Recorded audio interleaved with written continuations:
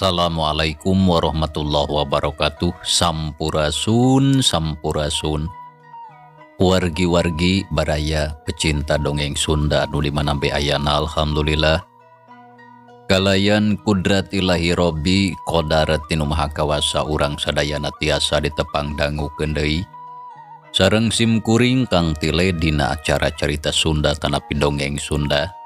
Urang neraskeun hanca carita anu katunda dina judul ning carita awewe kajajaden anu mana ieu carita teh hasil buah karya atanapi karangan Amburos di Palihan Bandung.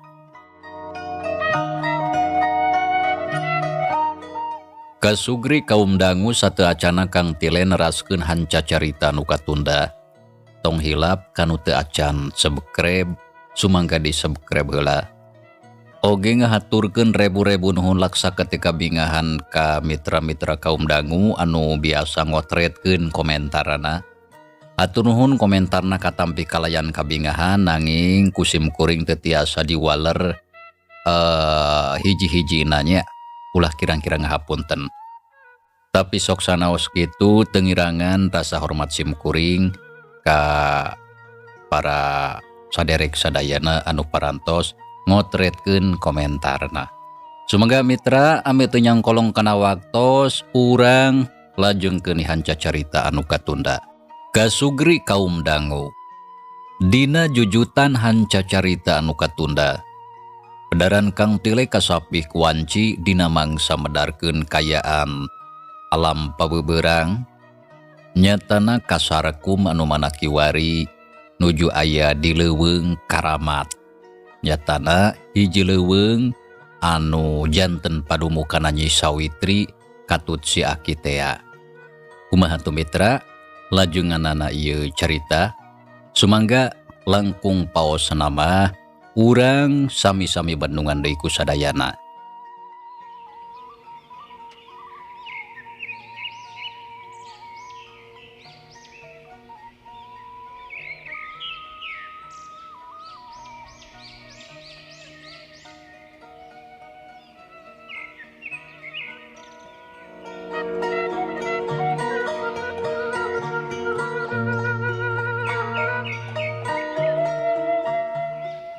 Jadi ujang kajieu terek mapageun incu Aki. Laras Aki. Tebih-tebih abdi dongkap ka dieu teh taya sanes bade mapageun pun bojo Nyi Sawitri. Salajengna ku abdi bade dibantun ka lembur. Pikeun batur hirup abdi supados aya batur paku kumaha. Da geuning asakeung ngajalankeun kahirupan teh ari teu gaduh bojo mah. Sok sanaos nya oge aya pun biang sareng pun adi anu ngarencangan. Tapi da keukeuh we atuh munggo hate mah teu tiasa bohong. Hate abdi asa kosong molongpong. Jeung asa teu pararuguh. Tah kitu Aki. Ceuk Sarkum teu asa-asa nembrakeun kayaan hatena. Oh nyaha ujang tadi make nyebutkeun teu gaduh bojo. Apan pamajikan anu ti heula aya di lembur. Nu mawi tos dipirak Aki. Nya lamun kitu mah incu Aki teh jadi pamajikan ujang anyungan hiji-hiji na atuh. Lantaran anu kolot geus diserahkeun. Laras kitu Aki. Margi bojo mah cekap hiji oge. Walon Sarkum bari ngareret ka Nyi Sawitri anu keur ngabandungan. Hate ngemplong ngadenge kitu teh lantaran ayeuna mah jelas lamun Sarkum ngan ukur milik manehna sorangan. Jadi bakal jongjon moal matak loba pacengkadan. Cukup lah pamajikan mah hiji oge. Sangkan cemacak lieur kana sirah. Dasa henteunya ari boga pamajikan dua mah sok sanajan ngarasa geus ngajalankeun kawajiban saadil-adilna. Tapi keukeuh bae ari piomongeun mah teu weleh aya sareta matak pikariweuheun. Sigana incu Aki ngarasa bungah ngadenge kitu mah. Ceuk si Aki ngareret ka incuna bari nyerenge seuri. Kan tenan we atuh Aki abdi teh ngaraos bingah pami kitu mah.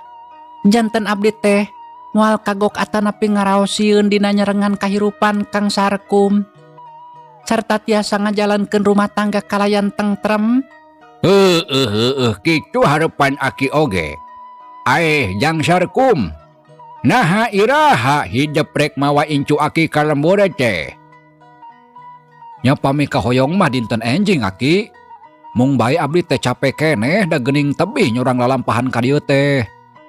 Nya hoyong leureuk heula we sadinten mah ieu suku meuni rarincung. Nya lamun kitu mah leureuk heula we atuh sapoe ngarasi Nyai oge aya waktu pikeun sasadiaan heula. Tah kitu Nyai kumaha satuju? Mangga abdi mah sajang ngiringan aki. Nyai sok ka ditu geura popolah. Sadiakeun kadaharan anu ngeunah keur salaki hidup da geus tangtu atuh lapareun. Ceuk si Aki nita sangkan nyadiakeun kadaharan. Sarta teu bahan Nyi Sawitri terus bae ngaleos ka dapur rek popolah. Dituturkeun ku si Aki samalah si Aki tuluy newak hayam deku dipeuncit. Samalah buluna oge didudutan ku sorangan nepi ka bersih. Geus kitu sor atuh ka incuna terus cenah diasakan. Nya heuleut sawatara waktu. Nyi Sawitri rengse popolah. Kadaharan diakutan ke tengah imah sangobodas saboboko. Ari deungeuna goreng daging hayam ditambah kulala batah jeung sambal tarasi sacoet. Satuluyna brak dalahar bareng tiluan bala kecerakan paronyo pisan. Sareng sena dalahar. Ditumbu muka babawaan oleh-oleh Sarkum harita diguar. Eusina rupa-rupa aya baju kampret jeung calana pangsi 2 setel keur si Aki. Ditambah ku samping sarung 2 meuni wareuteuh da puguh anyar meunang beuli Sarkum ti pasar sameme indit. Kitu deui oleh-oleh keur Nyi Sawitri aya samping kebat jeung kabaya sababaraha setel. Ditambah ku selop meuni alus. Ugo bae atuh Nyi Sawitri ngarasa bunga lantaran Sarkum merhatikeun kana bubutuh manehna jeung si Aki. Samalah teu poho Sarkum mawa bakomole jeung kadaharan anu sejena. Anu kasebut eueuh di dinya. Dina poe harita tiluana ngarasa bunga jeung lugina. Gancangna carita 2 poe geus kaliwat Sarkum aya di dinya. Sarta geus cunduk kana waktu pikeun Sarkum balik deui ka lemburna bari mawa Nyi Sawitri bojona. Nya sanggeus sagala rupana dianggap tarapti. Sarkum harita amitan ka si Aki sarta menta idin pikeun mawa incuna. Aki, rupina ayeuna tos dugi kana waktosna. Abdi bade amit sakantenan bade ngabantun pun bojo. Mugia wae ku salira Aki di Widian. Ceuk Sarkum harita amitan ka si Aki. Brajang rek injit mah. Samalah ku Aki didoakeun sarta diizinan pikeun mawa si Nyai.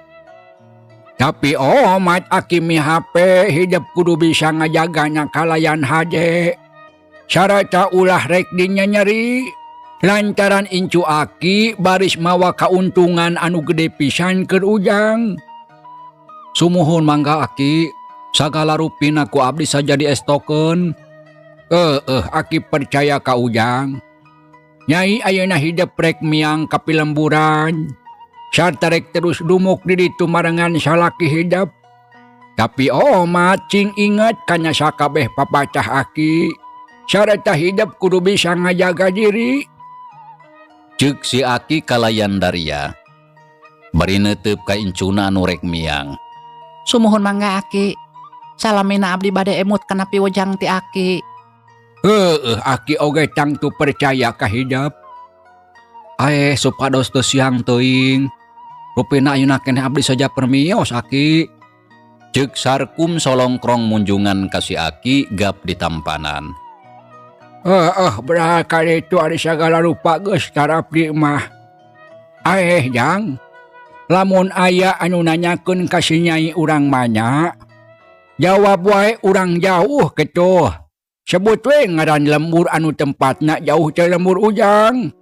Sarata ujang kudu ngomong geus kawin kalayan sah di lemburnya. Sarata disaksian ku Aki. Tah kitu kumaha kahara Ci? Nya sangkan jumatak loba pertanyaan. Sumuhun mangga sadayana kahartos Aki. Walon Sarkum nurut bae sarta geus teu loba deui ngajukeun pertanyaan. Aki, tarupin ayeuna abdi saja permios. Brai Nyai incu Aki geramiang. Omat kudu inget kana papacah Aki. Ceuk si Aki geus pok deui sangkan incuna inget kana papatahna. Nyi Sawitri unggeuk nya geus kitu mah teu loba deui carita. Harita kene Sarkum jeung bojona terus arindit ninggalkeun eta patempatan. Dijajabkeun ku paneuteup si Aki nepi ka ngilesna kahalangan ku tatangkalan anu jarangkung. Brai Nyai geramiang. Lain hidup teh hayang jadi manusia. Mangka omat hidup kudu bisa ngajalankeun kahirupan sakumaha ilaharnya manusia. Sareta kudu bisa ngajalian hawa nafsu lah gampang kabawa ku sakaba-kaba. Kitu ceuk si Aki ngagerendeng ngomong sorangan. Panon melong ka palebah ngilesna Sarkum jeung incuna.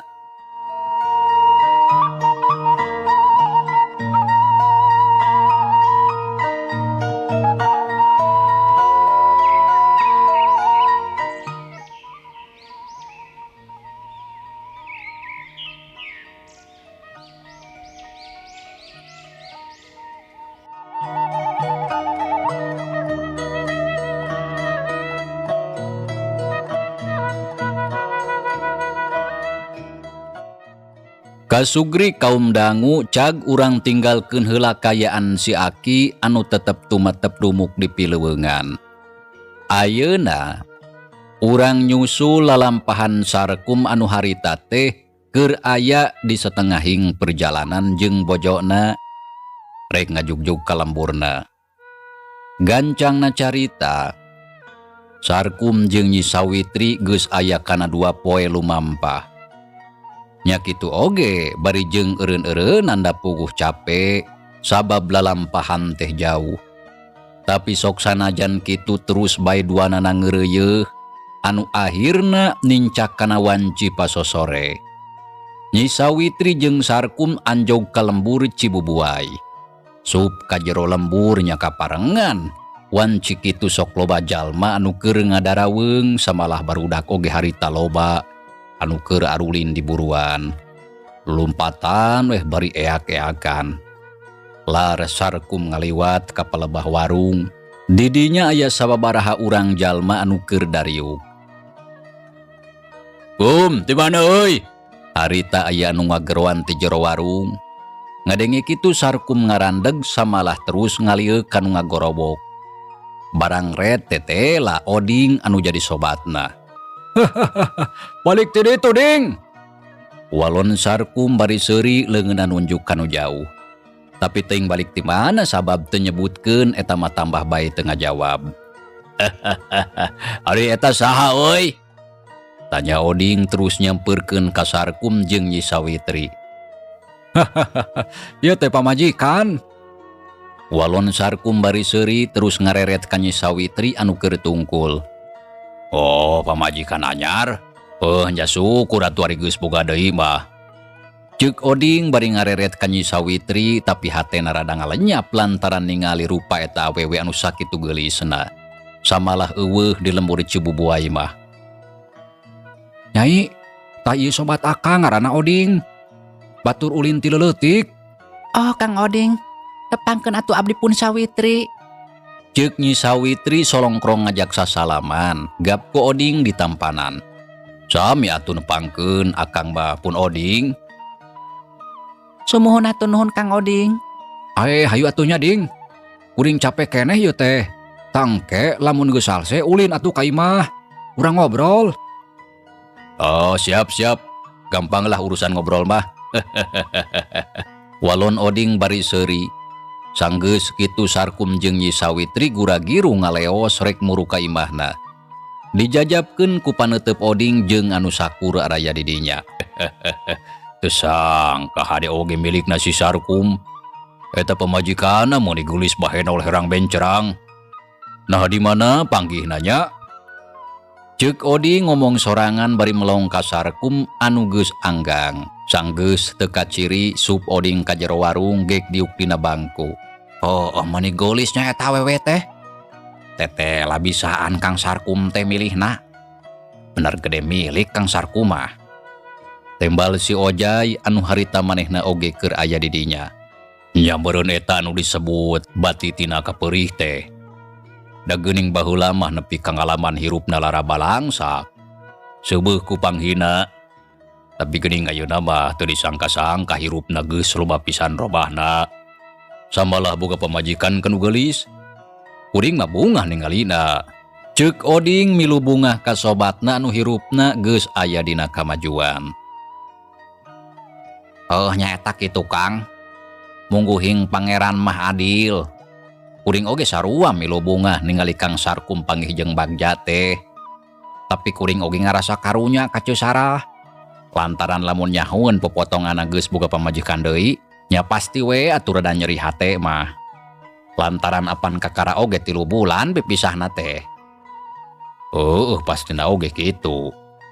Tapi kumaha deui da geus kieu buktina. Tapi kun baelah da eta mah lain urusan urang. Jawab Oding geus kitu mapru ngobrol deui.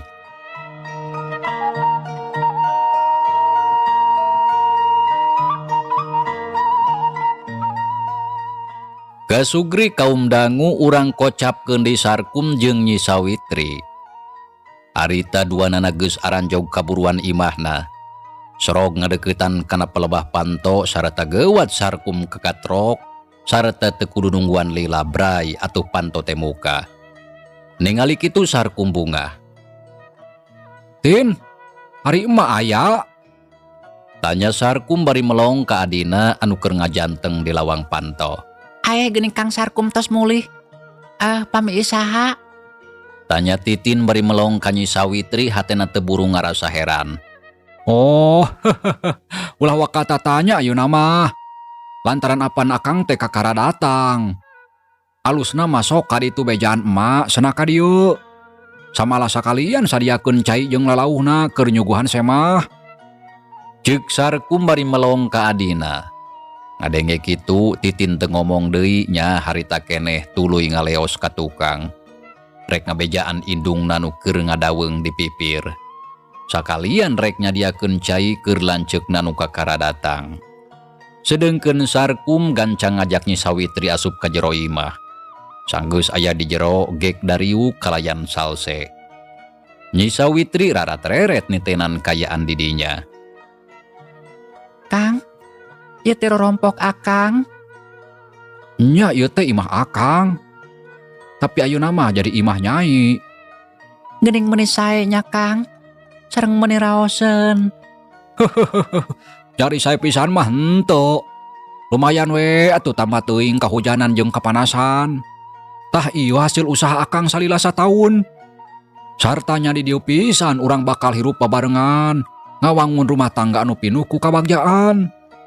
Walon Sarkum bari seuri hatena kacida ngarasa bungah jeung Bagja. Sabot keur kitu torojol maana dituturkeun ku Titin anu bari nanggeui baki. Dieusian ku cai jeung lalauna keur nyuguhan anu jadi semahna. Geuning ujang geus balik. Tanya maanah bari melong ka anakna. Geus kitu ret ka Nyi Sawitri. Nya mak, abdi tos wangsul. Syukur atuh. Ceuk maanah geus kitu gek diuk. Sedengkeun Titin sok nundaan susuguh dina luhur meja. Satuluyna gek diuk gigireun indungna. Ujang, ari ieu saha? Tanya maanah da puguh panasaran hayang geranjaho. Oh, ieu teh pun bojo mak. Wastana Nyi Sawitri. Pun bojo. Ceuk maanah katara bangun kaget kitu deui Titin sarua. Samalah terus silih reret. Laras mak, ieu teh pun bojo. Hapunten pami emak kitu deui Titin ngaraos kaget. Margitu acan kantos diwartosan di satu acana. Nya komo we atuh mate kaget. Lantaran taya beja ti anggana ujang datang ujuk-ujuk mawa pamajikan. Nah iraha kawina atuh jeung deui. Urang mana si Nyai teh? Da kawas nama lain urang dia. Laras mak, pun bojo teh sanes urang dia. Nanging tinu tebih. Sakali deui hapunten abdi mak. Margi teu ngawartosan heula ka emak kitu deui ka Titin. Lantaran sagala ngadadak. Margi teu aya di waktos anu salse. Da geuning abdi teh riweuh ku padamelan. Walon Sarkum sabisa-bisa ngajelaskeun kanu jadi indungna. Sedengkeun Nyi Sawitri harita jempe bae teu milu cacarita. Hatena deg-degan kawantu kakara panggih jeung mitoha. Samalah katempo rada samar polah, da puguh can biasa panggih jeung jalma lian. Salain ti si Aki sabab sapopoena hirup di pileuweungan.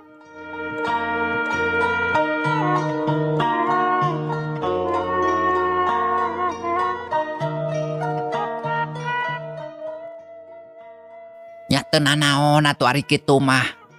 Mama teu bisa nyarek jeung moal bisa ngahalangan dah yeuna mah geus pek. Anu penting mah hidup duaan kudu bisa ngajalankeun kahirupan rumah tangga. Aesa atuh ngaran hidup teh geuning meuni geulis. Tapi nah make jeung daek anak emak anu rupa jeung kayaana ukur sakitu. Tanya Ma'anah bari neuteup ka Nyi Sawitri anu keur tungkul bari ngabandungan. Nepangkeun wasta abdi pun Sawitri. Walon Nyi Sawitri solongkrong munjungan ka Ma'anah. Geus gitu ngajak sasalaman ka Titin sarta gupga pada nampanan. Nyai, tah ieu teh indung akang. Ma'anah katelahna. Nutang tu ayeuna mah jadi indung Nyai. Oh, da sarua keneh mituha oge sarua jeung indung. Nu mata kulah asa-asa. Tah lamun ieu mah adi akang ngaranna Titin. Adi andungan hiji-hiji na kade cing akurnya. Ceuk Sarkum ngawanohkeun indung jeung adina. Nyi Sarah unggeg. Nyai, sahari indung bapa hidap jeung deui urang mana aslina. Nu mawi abdi mah tos teu gaduh indung bapa. Margi pun bapa sareng pun biang tos teu araya ngantunkeun. Baru geus teu indung teu bapa. Terus hidup cicing jeung saha atuh? Tanya Ma'anah tetelepek. Lantaran hayang nyaho kana asal-usul minantuna. Abdi mah di bumi teh duaan bae sareng pun Aki. Jenengana Aki Sahroni katelahna teh. Tak kitu mah nu saleresna mah. Oh gitu. Anu satuluyna nah di mana panggih jeung Sarkum anak emak. Tapi hampura nya emak teh loba tatanya. Sabab ari kolot masuk kayang nyaho lantaran salila ieu Sarkum anak emak acan kungsi nyaritakeun lamun geus boga saurang mojang anu jadi cengcoman. Jadi dina hal ieu mah terus terang bae rada kaget. Jadi nya kapaksa we mah teh tetelepek. Ceuk Ma'anah nyaritana Daria bari neuteup ka Nyi Sawitri anu keur diukareupeun. Nya teu sawios mah seueur tataros oge margi memang kitu pisan sakedahna pami sepuh mah. Sagala rupi oge kedah apik sareng taliti. Nya kitu lantaran urang teh kakara panggih. Jadi emak teh can nyaho ka Nyai. Nu mata kematumanya nah di mana panggih jeung Sarkum. Tanya Ma'anah geus pok deui nanyakeun. Ngadenge kitu Nyi Sawitri ngareret ka Sarkum lantaran manehna rada bingung ku pijawabeun. Ningali kitu Sarkum ngarti. Nu mawi kieu mah eta teh. 2 bulan anu ka tukang basa abdi nganterkeun hayam ka pasar. Amprok sareng Nyi Sawitri kitu deui sareng akina anu harita teh kaleresan meser hayam di jongkona Bah Jamil. Nya terus we atuh abdi teh ngobrol heula sakedap. Tapi teu disangka tina eta obrolan teh beut jadi manjang. Nya singket nama abdi teh cocok jeung manehna. Nya teras kamari teh abdi basa wangsul ti kota teh nyelang nyimpang heula ka bumina. Nya maksad mah abdi teh bade narosan heula. Mung saur Aki Sahroni teh sakantenan we cenah urang resmikeun ngarah Jongjon. Nya kumargi abdi sareng pun bojo parantos batu turun keusik naek. Nya atuh teu diengke-engke pruk bae enjing langsung diresmikeun. Tah kitu mah lalakonna teh. Walon Sarkum Daria. Samalah dina palebah cacaritana es tuning bisa pisan. Teka ciri anu keur ngabohong. Menang keterangan kitu maanah ungut-ungutan. Oh, jadi kitu lalakonna teh. Leres mah kitu lalakon abdi sareng putra emak teh. Kumargi kitu abdi saja mundut ti hapunten ka salira emak. Abdi teh sanes kirang upami atanapi teu ngartos kana sopan santun sareng tata krama. Margi teu kantos aya iber ti anggalna. Mung bae kumaha margi kitu kaayaan harita teh. Nya teu nanaon nyai pikeun emak mah. Teu kudu hariwang lantaran moal matak jadi pasoalan. Sarta tangtu mah oge ngarti kana kaayaan. Jeung lidayeuna mah geus prak. Nyai jeung sarkum anak mah geus sah jadi salaki jeung pamajikan. Nya satuluyna mah kari ngajalankeun rumah tangga. Sarta marek papatah hidup duaan kudu silih asah silih asih. Silih pikanyaah dina ngajalankeun rumah tangga. Omat kudu silih ayunkeun ka hayang masing-masing. Sarta kudu runtut raut sauyunan kacai jadi saleuwih kadarat jadi salogak sapapait sama manis. Sakawirang sakasenang. Ulah sok pakia-kia salilana kudu babarengan dina kayaan susah jeung senang. Dari rumah tangga teh teu gampang. Sarta tu salilana aya dina kayaan anu sarua. Jeung dina hal ieu hidup duaan kudu sanggup ngajalankeun kahirupan rumah tangga. Anu tangtuna bakal loba pisan gogoda jeung dodojana. Tak kitu nyai kumaha kaharti? Ceuk maanah nyaritana rada panjang lebar mamatahan ka anak jeung minantuna anu kakararek ngajalankeun kahirupan rumah tangga. Sumuhun kahartos emak. Hatur nuhun kana piwejangna. Nya syukur ari kaharti mah. Aeh nyai apal atawanto. Lamun anak mah teh duda. Sarta boga anak opat ti heula mah. Tapi geus maot 2 tah anu aya tinggal 2 deui. Nya kan tenan mak. Abdi oge terang Kang Sarkum teh duda. Margi Kang Sarkum parantos nyarioskeun. Walon Nyi Sawitri bari ngareret ka Sarkum.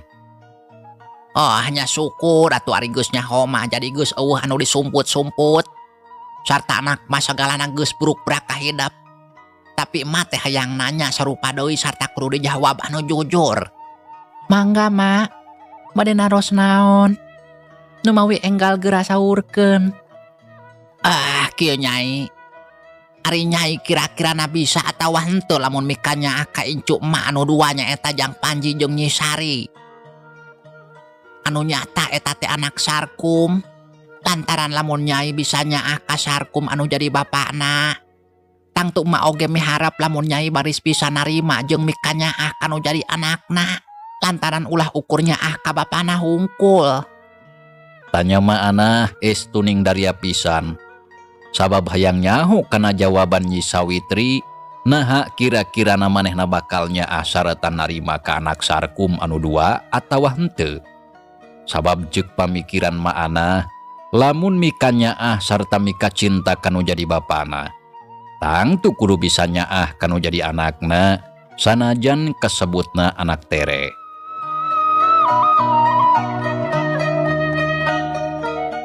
Nya pami perkawis eta mah tangtos mah. Abdi oge baris mika nyaah ka putrana Kang Sarkum anu 2. Sarta abdi baris nganggap murang kalih Kang Sarkum lir ibarat ka murang kalih abdi pribadi. Walon Nyi Sawitri nyaritana tandas. Ngadenge jawaban kitu Sarkum puguh bae atoh kawantu eta pisan anu dipiharep ku manehna. Nya syukur pisan atunya ari kitu mah. Sarta emak bungah ngadengena. Tah ayeuna mah geus bae cukup sakitu pek kadinya ngaleueut heula atuh. Meni poho teu ditawaran ku emak teh. Saterusna geus pasti hidup duaan teh carape hayang leureum. Sok bisi rek kacarai ka ditu. Tangke lamun geus salse hayu urang dahar ngariung. Mangga mah hatur nuhun. Nyai sok gerak kadinya cai heula. Pasti hanaang nyai teh. Dakang oge sarua. Pek kadinya ulah era-era sakalian jeung lalauhna. Ceuk Sarkum ngareret ka bojona saterusna gap Sarkum kana cangkir got nginum. Kitu deui Nyi Sawitri nurutan nginum. Aeh nyai gerah popolah kaditu sarta sayagikeun kadaharan keur lancok hidap. Antaran pasti geus laparon. Ceuk maana bari ngareret ka Titin anu tadi ukur ngabandungan. Mangga mak. Teu loba omong jung Titin cengkat tina diukna, leos ka dapur rek popolah nyadiakeun kadaharan keur lanceukna jeung bojona anu kakara datang. Nya teu kungsi lila maanah oge cengkat ngaleos ka pabon rek mantuan Titin. Sedengkeun Sarkum jeung bojona barang dahar heula. Satuluyna duanana carengkat sup ka kamar cucul-cucul ganti baju. Satuluyna arindit ka pancuran rek bebersih. Mangsa alam harita teh geus burit. Sora tongere ti tadi geus reang di sarada patembalan. Sora manuk piit ricit dina dahan bating aracolog jeung baturna nareangan keur pamondokan. Teu kungsi lila.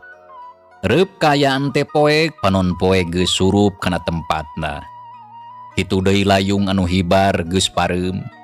Sora tongeret jeung manuk geus jarempe harita diganti ku reangna sora jangkrik, gaang jeung cari cangkas anu geus mimiti kadenge di sarada.